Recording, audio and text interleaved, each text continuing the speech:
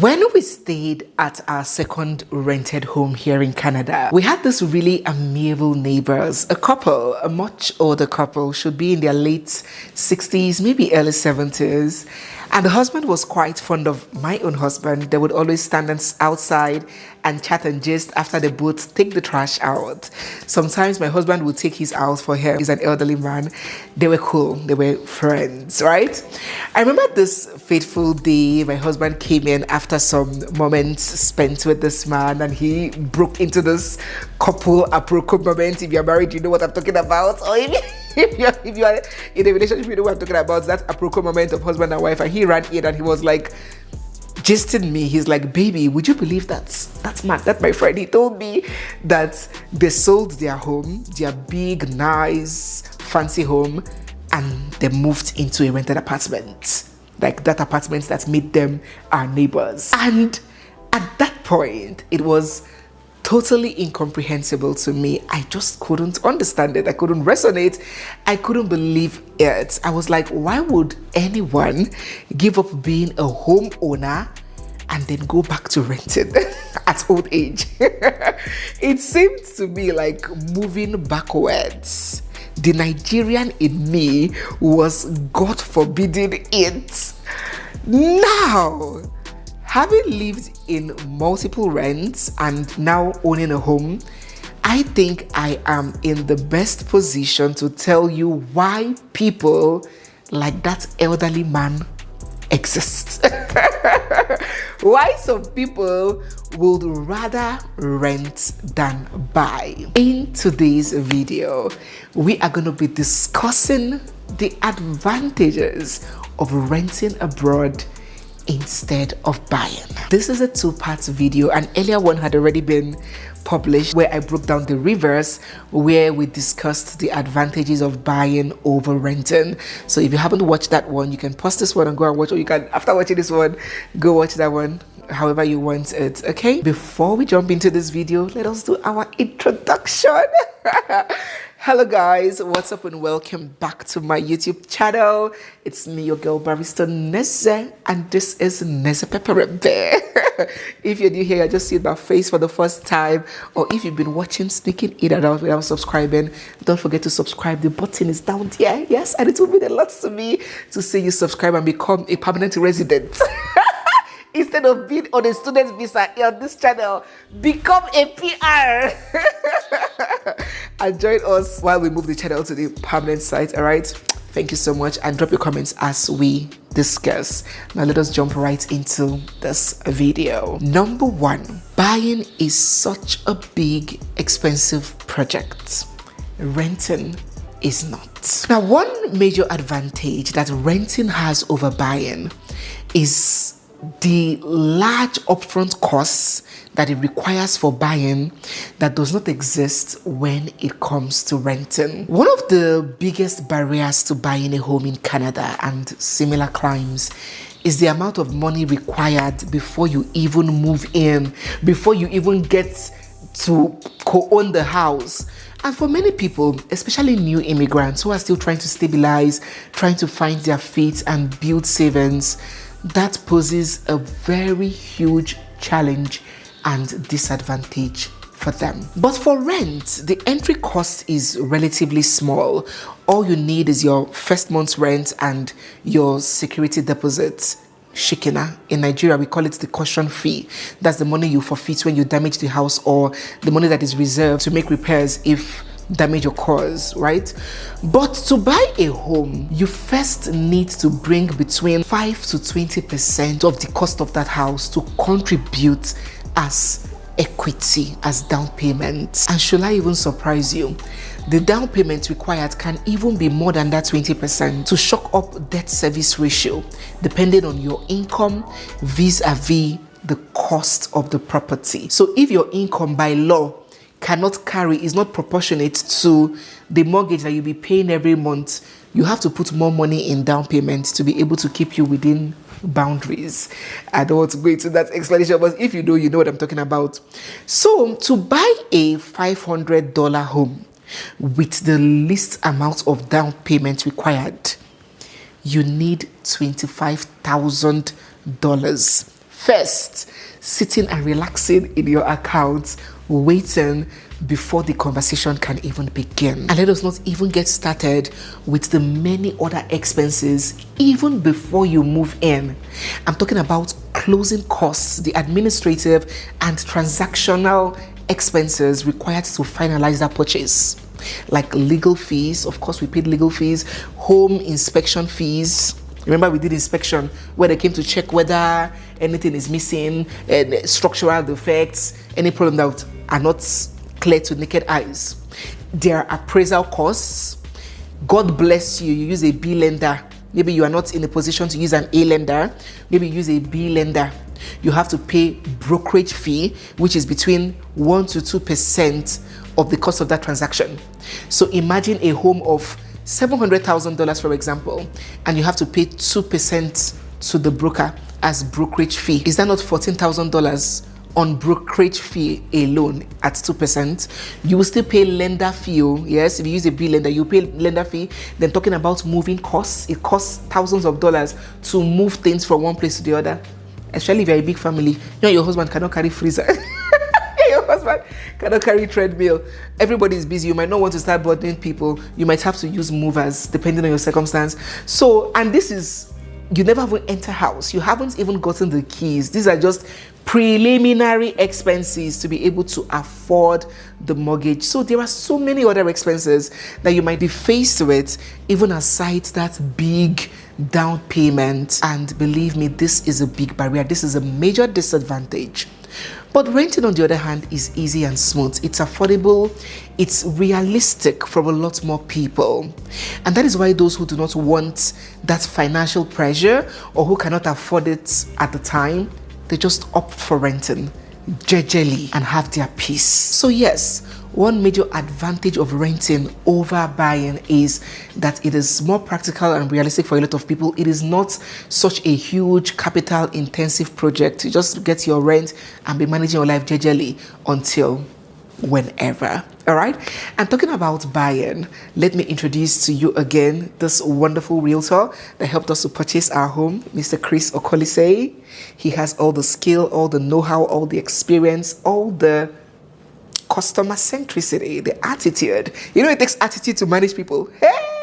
People are not easy to manage, especially people that want to buy a house. I don't like this one. I don't want this one. If you deal with an impatient person, or if you deal with someone that does not understand your culture or why it is important for you to have one room downstairs because your parents will be coming because they're from a different culture, that their parents don't live with them for 6 months, they might not be able to relate with you. But Mr. Chris has the balance. He knows his onions. He knows what he's doing. He would help you. He would guide you. He would connect you. He would be patient with you. He would give you technical and practical advice, and he will help you to buy the perfect home. So whether you are in Alberta, you're already living in Calgary, Edmonton, or its environs, or you are living elsewhere, you want to move here and you need someone grounded to help you through the process of buying a home, he is your guy. I do not recommend people anyhow. I know what value he comes with that makes me to be confident enough to recommend him. Reach out to him, okay? So let us go to number 2. What is the next advantage of renting over buying? I think I'll just call this one more flexibility. Yes, one of the biggest advantages of renting over buying is the mobility that renting offers that buying does not offer. So when you rent, you are not tied to a property long term. Your commitment is within that lease period. Once the lease ends, you can have freedom to move as you want. And I believe that this point is particularly crucial, especially speaking as a new immigrant, because as new immigrants, you're still trying to figure your life out, figure your career growth or progression, or even start your career path.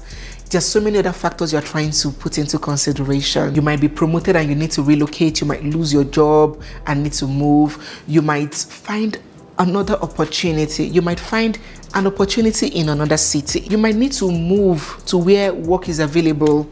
You might even not just like your neighborhood. There's some people that move into a neighborhood and they don't like their surroundings. They don't like their neighborhood. They want to move.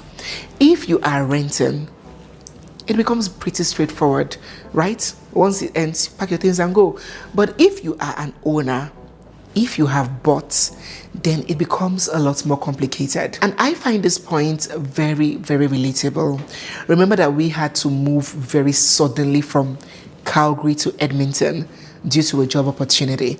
Within 2 weeks or less, thereabout, we had to make that move so suddenly.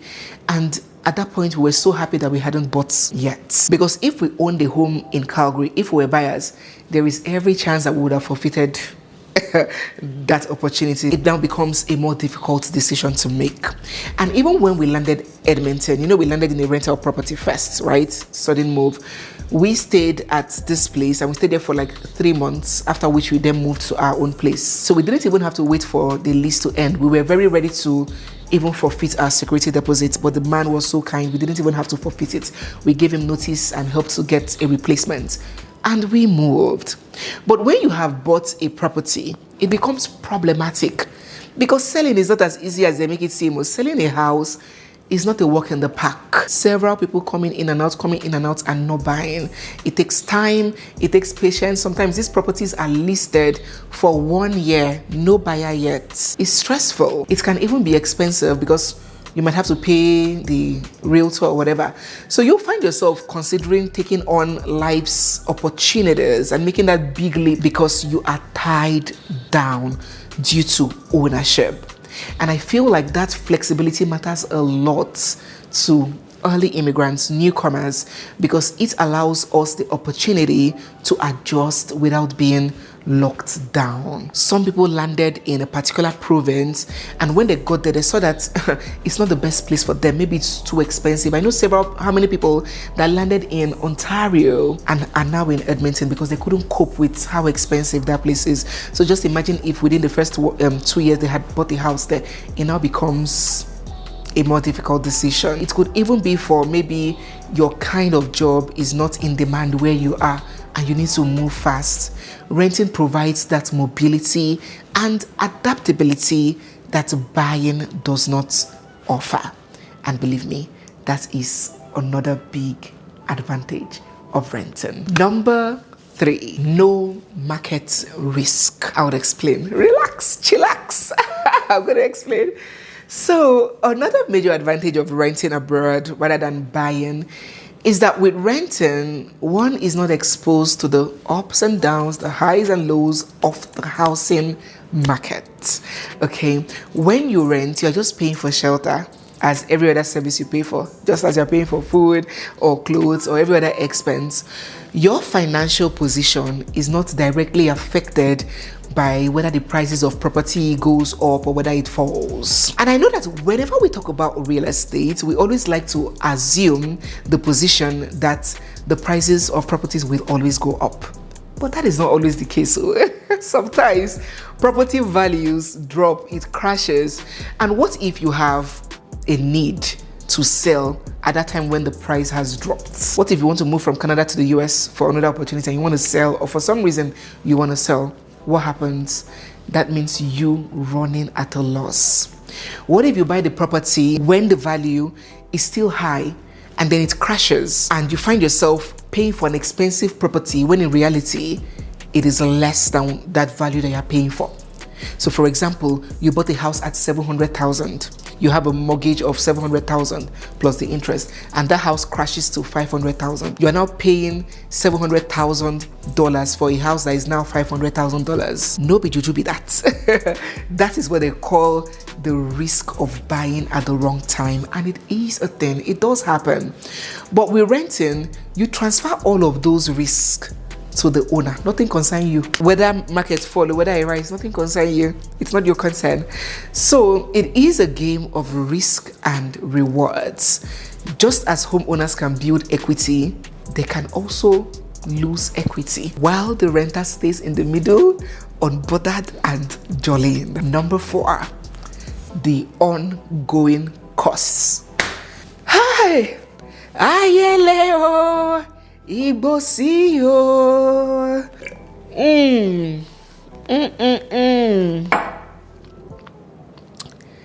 I need to drink some water about this one. Resuscitate me. Oh yes. When people talk about the cost of buying a house, what's common to talk about is the down payment, right? Another thing that a lot of people talk about is maybe the monthly mortgage payment. But what plenty of people do not factor is the endless ongoing costs during the mortgage and even after the mortgage, after you finish paying for the mortgage. All of these costs are not a renter's problem, thus being an advantage of renting to when you buy a home. And that is what I call the true costs of home ownership. I don't want to call it the hidden costs because you should have known that it exists, so you cannot claim it's hidden. I call it the true costs of home ownership. Now, there is the property tax, which runs to several thousands of dollars and which is due to be paid every year. This property tax is not income tax or GST and other taxes that you pay. This one is the tax you pay for owning a home in Canada. I think it's used to fund schooling and other amenities. Now, there's the property tax, depending on the value of your house. Some people pay $6,000, $7,000, $8,000 every year. Even after you finish paying the bank mortgage, you will keep paying the government every year that property tax. Then there is the home insurance, which is compulsory. You must insure the house against fire, tornado, and other natural disasters and other contingencies. You must pay insurance to the insurance company every month. Then there is the cost of maintenance and repairs. Every home needs maintenance to stay in good condition and shape. And repairs, on the other hand, every now and then, it is both unpredictable and inevitable that need for repairs would come up. Hey, tap don't disconnect. This one don't have this plumbing. Condo fees. There's some kind of houses they call condos. You'll be paying condo fees where it applies. And all these other many financial burdens that owning a home comes with, but renting doesn't. If anything needs repair, the roof is leaking, as a renter, you call your landlord. You're having plumbing issues, you call your landlord. There's a crack here, there's a crack there, electrical issues, it's not your problem. The furnace is not working, that is not on you. I made a video some months ago about the financial commitments that we've had to undertake since we bought, from landscaping, fencing, putting the patio space, security, changing locks, developing the basement if it's something that you're up to. That is the reality of owning that renting does not come with. And believe me, it can be a lot. So that is another consideration you should have when you're putting the two. Should I rent or should I buy? Number 5, which happens to be our last point, the opportunity to invest elsewhere. Now, the last advantage in this video for me of renting when compared to buying is the fact that renting allows you to keep your capital flexible and within your control. And that money is usually locked into the property as down payment and cannot be accessed or easily accessed without selling the house or borrowing against the money.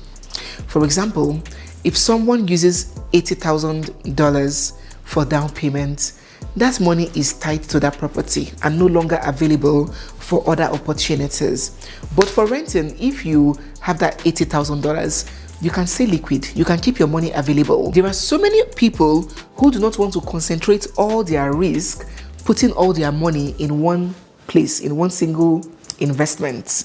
They want to diversify, so renting could allow that flexibility to diversify investments and pursue other financial opportunities with your money rather than tying it, all of them, down in buying a house. And so the big question now is, do I personally regret buying? Having given you guys the pros and the cons, having thoroughly dissected in both videos, do I regret buying personally? My answer is no. The second big question is whether one should buy or rent, whether you should buy or rent. Now, I do not believe that there is this universal, appropriate, or right answer or right choice. Renting is not automatic failure, so as buying is not automatic success.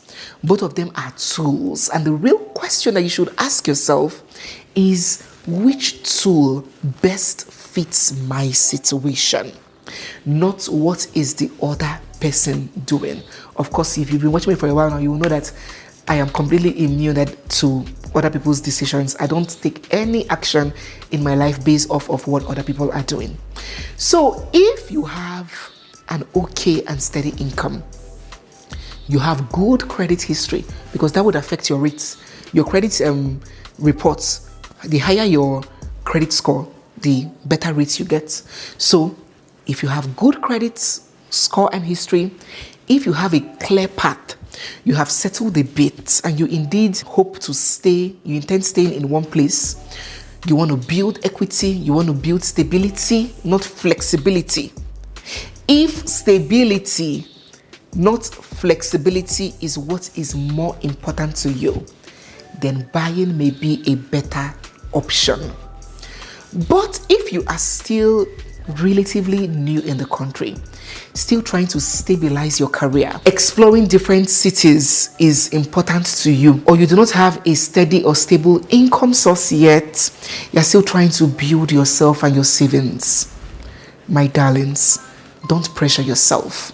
Renting in this situation will be able to give you breathing space, a softer ground for that. So in conclusion, some people will buy a home and it will bring them stability. Some will buy a home and it will bring them stress. Everybody is on a journey, on their own journey, and that's what I always emphasize. Embrace your own journey.